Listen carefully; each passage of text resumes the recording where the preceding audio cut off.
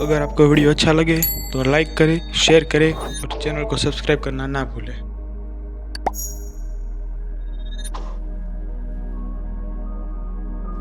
Sorry listeners, पिछले chapter में कुछ इश्यू होने की वजह से हमें उस चैप्टर को डिलीट करना पड़ा, इसलिए उस चैप्टर के जगह पर ये चैप्टर अपलोड किया है, इसलिए आप लोग एडजस्ट कर लीजिएगा। Chapter 14 start. वहीं हसरत रोड पर बहुत ही स्पीड से कार चला रहा था। वहीं कुछ लड़कियां रोड के साइड चल रही थी। तभी वो लड़कियां हसरत की स्पोर्ट कार देखकर चिल्लाने लगी, ओह माय गॉड, उस कार को तो देखो, कितनी स्टाइलिश और अट्रैक्टिव है। उसी पल एक लड़की बोली, ये तो वही कार है जिसे मैंने मैगजीन में देखा था। ये कार पूरे दुनिया में सिर्फ एक ही है और ये हमें देखने को मिली है, बहुत खुशी की बात है। दूसरी लड़की अपने आंखों में चमक लिए बोली, ये कार जिसके पास होगी ना, बाय गॉड वो कितना रिच होगा। वहीं जुनून अपने घर पहुंच चुकी थी। जुनून रूम जाते हुए गुस्से में बोली, कितने बदतमीज है, मुझे बीच सड़क में धक्का दे दिए। अगर मुझे किसी कार ने आकर कुचल दिया होता तो मेरा क्या होता। लगता है उन्हें सबक सिखाना पड़ेगा। तभी जुनून के दिमाग की बत्ती जली और वो तुरंत रूही को कॉल लगाने लगी। जुनून का कॉल पिक होते ही दूसरी साइड से रूही सोते हुए आवाज में बोली, बोल मेरी सोलमेट। जुनून आंखें छोटी करते हुए बोली, तू अभी सो रही है? आंटी सही कहती है, तू एक नंबर की आलसी है। रूही चिढ़ते हुए बोली, तुझे जो बोलना है वो बोल, वरना मैं कॉल कट कर दूंगी। जुनून अपनी आंखें गहरी करते हुए बोली, रिवेंज लेना है मुझे अपने बॉस से। रूही तुरंत खुशी से बोली, वाओ, हमें कितने दिन हो गए हैं किसी से रिवेंज ले हुए, बहुत मजा आएगा और मैं भी तुम्हारे बॉस से रिवेंज लूंगी। आखिरकार उसकी हिम्मत भी कैसे हुई मेरी सोलमेट की जिंदगी बर्बाद करने की। जुनून गुस्से में बोली, तू सही कह रही है, अब मैं बताऊंगी कि जुनून सिन्हा से पंगा लेना का क्या मतलब है। रूही थोड़ा सोचते हुए बोली, पर हम बदला कहाँ लेंगे? जुनून बोली, मैं तुम्हें लोकेशन सेंड कर दूंगी और अपने साथ उसे भी लेते आना। रूही बोली, ये सब तो ठीक है, पर तू अपने बॉस को कैसे लाओगी? कल तो वीकेंड है और वो इतना पागल तो होगा नहीं कि तू जो कहेगी वो करेंगे। जुनून सातीर तरीके से मुस्कुराते हुए बोली, मैं देख लूंगी, बस तुम दोनों वहां पहुंच जाना। रूही बोली, ओके सोलमेट। इतना बोलकर कॉल कट कर दी। जुनून अपने होठों पर एक मुस्कुराहट लाते हुए बोली, मिस्टर हसरत सिंघानिया, कल आपकी बारी है परेशान होने का। कल सुबह हसरत अपने प्राइवेट जिम में वर्क आउट कर रहा था। हसरत ने एक ब्लैक कलर की लोअर और उसके अपर बॉडी पर कुछ नहीं था, जिससे उसका सिक्स पैक और मस्कुलर बॉडी साफ दिख रहा था। हसरत ने इतना वर्क आउट कर लिया था कि उसके मस्कुलर बॉडी पर पसीने की भीनी भीनी बूंदें थी। वहीं हसरत पंचिंग बैग पर लगातार मार रहा था, जैसे वो किसी दुश्मन को मार रहा हो। वही ऋषि भी जिम में ट्रेडमिल पर दौड़ रहा था। हसरत पंचिंग बैग को मार ही रहा था। तभी उसके फोन पर एक मैसेज आया। हसरत पंचिंग बैग को छोड़कर अपना मुंह टॉवल में पूंछकर अपने फोन की तरफ बढ़ गया। हसरत अपने फोन में उस मैसेज को चेक करने लगा। तभी हसरत का चेहरा सख्त हो गया, क्योंकि किसी ने अननोन नंबर से हसरत को एक वीडियो भेजा था, जिसमें जुनून किसी काले अंधेरे में चेयर से बंधी हुई थी। जुनून की आंखों पर पट्टी बंधी हुई थी। जुनून का चेहरा पीला पड़ चुका था। वही जुनून डर से उस अंधेरे कमरे में चिल्लाए जा रही थी, कौन हो तुम लोग? मुझे किडनैप क्यों किया है? मुझे जाने दो। तभी काले अंधेरे में एक शख्स पूरे काले कपड़ा पहना हुआ था और उसका चेहरा भी पूरे तरीके से ढका हुआ था, जिसे उसका चेहरा नहीं दिख रहा था।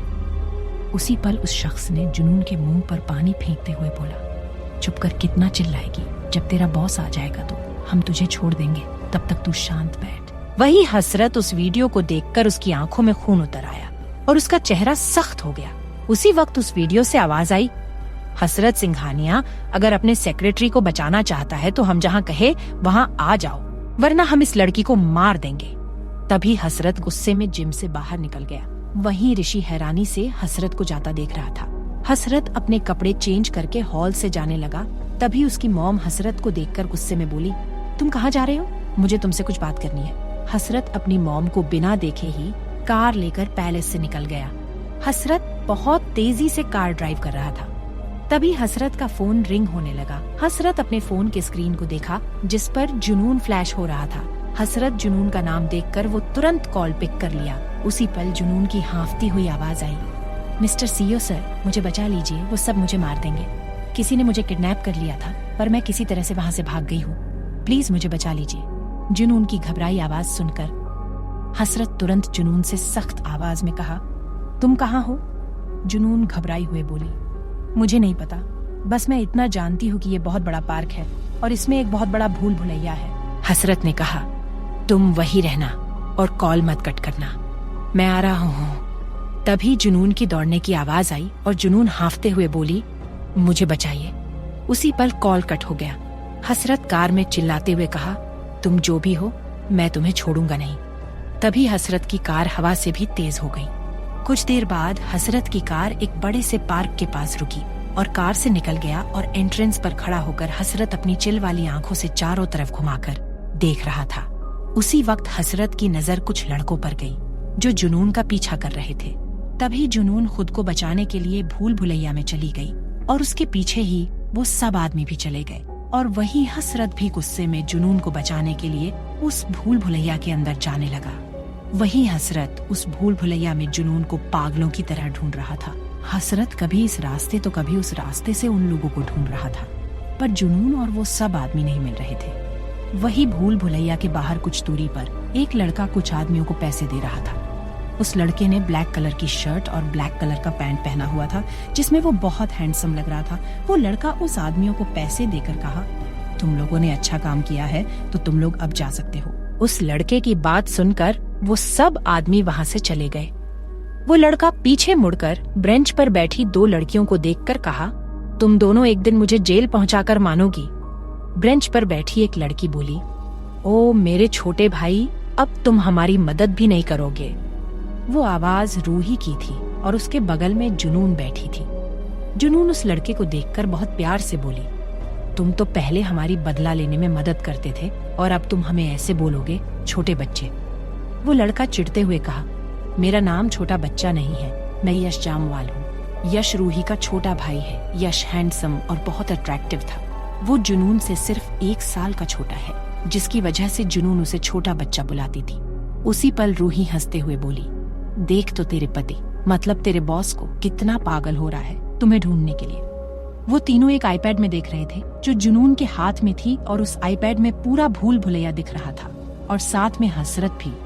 जुनून मुस्कुराते हुए बोली, अब देखो मैं इनके साथ क्या करती हूँ। रूही और यश दोनों हैरानी से जुनून को देखने लगे। वही जुनून उस आईपैड में कुछ करने लगती है और स्माइल करते हुए बोली, हो गया, बस 10 सेकंड और। जुनून फिर से हसरत की वीडियो चालते हुए मन ही मन गिनती गिनने लगी। वहीं हसरत भूल भुलैया के बीचों भी खड़ा था और उसके पास में एक पोल था जिसमें कैमरा लगा हुआ था। तभी अचानक अंडरग्राउंड में लगी सभी फाउंटेन चालू हो गया, जिससे उस पूरे भूल भुलैया में बारिश की तरह पानी गिरने लगा। वहीं हसरत को भी पूरी तरह से उस फाउंटेन भीगा कर रख दिया। हसरत ने एक वाइट कलर की शर्ट पहना हुआ था, पर वो शर्ट पानी की वजह से भीगकर उसके बॉडी पर छाप गई थी। पर वही हसरत का चेहरा गुस्से में लाल हो गया था। उसके सिर के बाल उसकी आंखों के पास आ चुकी थी। तभी हसरत गुस्से में किसी डेविल की तरह अपने बालों को ऊपर कर दिया और गन निकालकर पोल पर लगी कैमरा को घूरते हुए पॉइंट कर दिया। वही वो तीनों हसरत को आईपैड में हैरानी से देखा रहे थे। उसी पल रूही बोली, तेरा बॉस तो बहुत डेंजरस लग रहा है, किसी डेविल की तरह। यश ने कहा, एशिया के सबसे बड़ा सीईओ है तो इसके पास गन रहना तो मामूली सी बात है। वो तीन एक तक आईपैड को घूर ही रहे थे कि तभी हसरत ने उस कैमरा पर शूट कर दिया। जैसे वो आईपैड ब्लैंक हो गया और वो तीनों एकदम से डर के शॉक्ड हो गए। जुनून तुरंत होश में आते ही बोली, तुम लोग डरो मत, इनकी तो हमेशा की आदत है गन निकालकर डराना। रूही और यश होश में आ गए। यश घमंड जताते हुए बोला, नहीं, मैं क्यों डरूंगा, मैं इन छोटी मोटी चीजों से नहीं डरता। यश की बात सुनकर रूही की आंखें घूम गई। उसे ऐसा करता देख यश चीड़ गया। यश कुछ बोल पाए उसे पहले जुनून बोली, इन सब को छोड़ो, हम चलकर आइसक्रीम खाते हैं। जुनून की बात सुनकर यश बहुत स्टाइल से खड़ा हो गया और कहा, मैं आइसक्रीम नहीं खा सकता क्योंकि मैं एक मॉडल जो हूँ और एक मॉडल को अपनी बॉडी बनाकर रखनी पड़ती है। लेकिन जुनून कहेगी तो मैं, ठीक है तुम्हें नहीं खाना है तो मैं और जुनून खा लेंगे, तो अब तेरा यहाँ कोई काम नहीं है तो तू अब जा, ठीक है भाई। रूही इतना बोलकर जुनून को साथ लेकर चली गई। वही यश हैरानी से उन दोनों को देखकर कहा, पर मुझे भी जुनून के साथ आइसक्रीम खानी थी। वही रूही और जुनून आइसक्रीम के पास पहुंच गई थी। रूही ने आइसक्रीम वाले से कहा, मेरे लिए एक चॉकलेट आइसक्रीम और मेरी दोस्त के लिए एक वेनिला आइसक्रीम।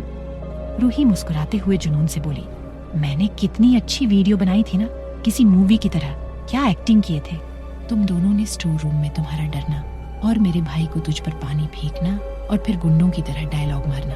और तेरी एक्टिंग तो और सुपर थी।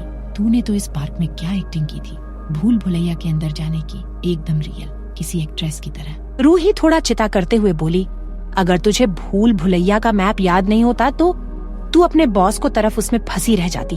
उसी पल आइसक्रीम वाले ने आइसक्रीम देते हुए कहा, ये लीजिए आपकी आइसक्रीम। और क्या यहाँ कोई फिल्म शूट हो रही थी? जुनून और रूही हंसने लगी।